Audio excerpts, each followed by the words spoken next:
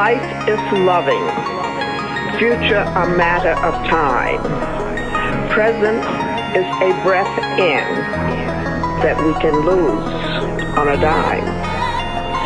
So sing to your neighbor, God gave the sun, God gave the earth, activate forgiveness and God, and get ready for rebirth.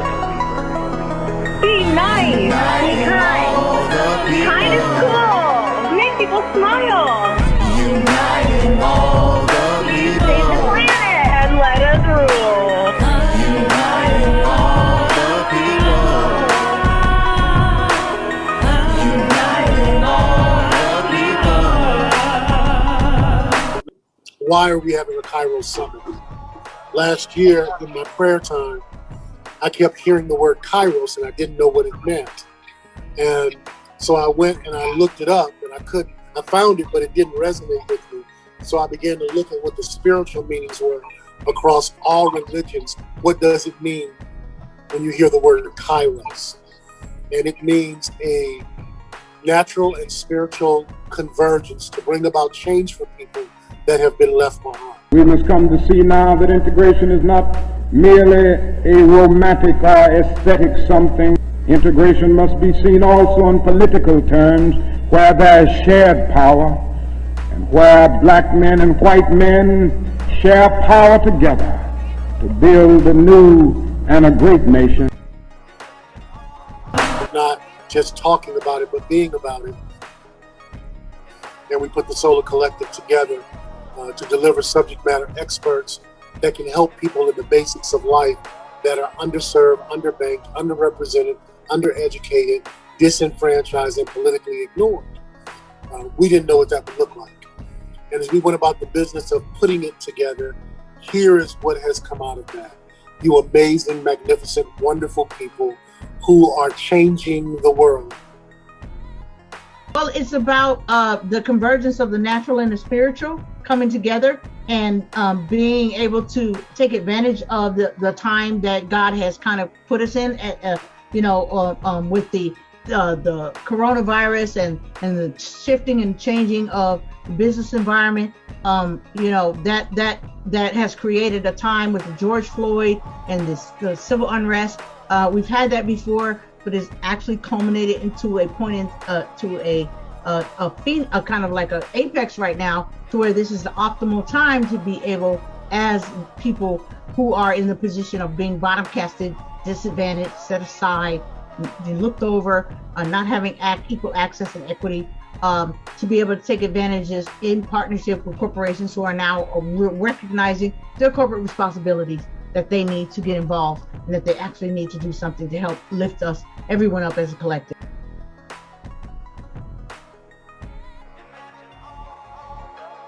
Let me say another thing that's more in the realm of the spirit, I guess. That is, if we are to go on in the days ahead and make true brotherhood a reality, it is necessary for us to realize more than ever before that the destinies of the Negro and the white man are tied together, and we need each other. We are tied together in so many ways: our language, our music, our cultural patterns, our material prosperity, and even our food. And so people often make the mistake of thinking that what we're doing is about black people. It is not. It is about all people. Any people that are being oppressed or left out are a part of the Kairos Summit. And all of us have been that at one time or another. And I think if we're going to be effective moving forward post-COVID, we need to deal with the humanity of the matter, that people are human, who have had experiences that are good, bad, and indifferent, and sometimes they've been miseducated. And we are able to help them entering into this new space be educated in such a way and provide resources with them on a global level that will change their lives. All we say to America is be true to what you said on paper. But somewhere I read of the freedom of assembly. Somewhere I read of the freedom of speech. Somewhere I read of the freedom of press.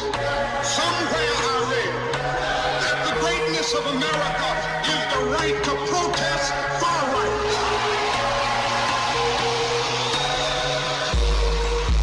Well, I don't know what will happen now. We've got some difficult days ahead. But it really doesn't matter with me now, because I've been to the mountaintop.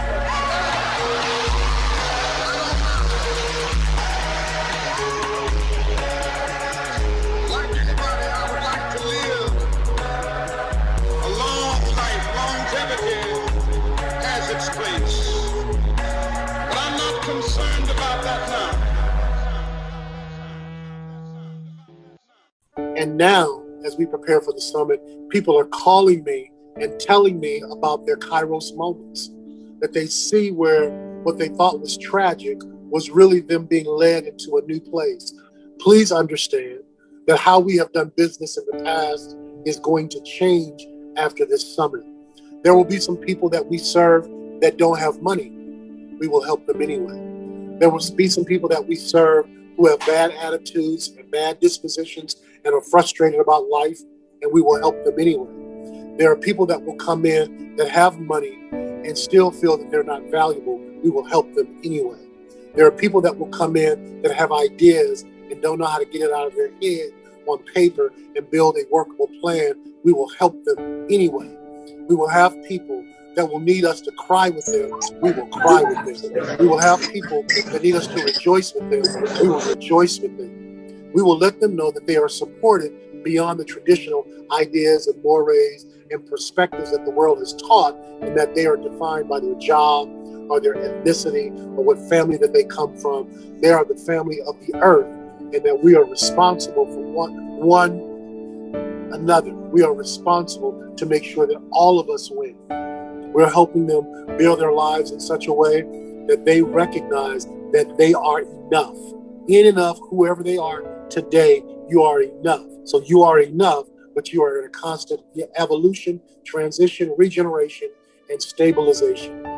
But I want to close by saying this afternoon that I still have faith in the future. And I still believe that these problems can be solved. And so I refuse to despair. I think we're going to achieve our freedom, because however much America strays away from the ideals of justice, the goal of America is freedom. And so I can still sing, we shall overcome. We shall overcome, because the arc of the moral universe is long, but it bends toward justice. We will be able to hew out of the mounting of despair a stone of hope. With this faith, we will be able to transform the jangling discords of our nation into a beautiful symphony of brotherhood. With this faith, we will be able to speed up the day when all of God's children, black men and white men, Jews and Gentiles, Protestants and Catholics, will be able to join hands and live together as brothers and sisters all over this great nation. That will be a great day. That will be a great tomorrow. In the words to speak symbolically, that will be the day when the morning stars will sing together and the sons of God will shout for joy. Thank you.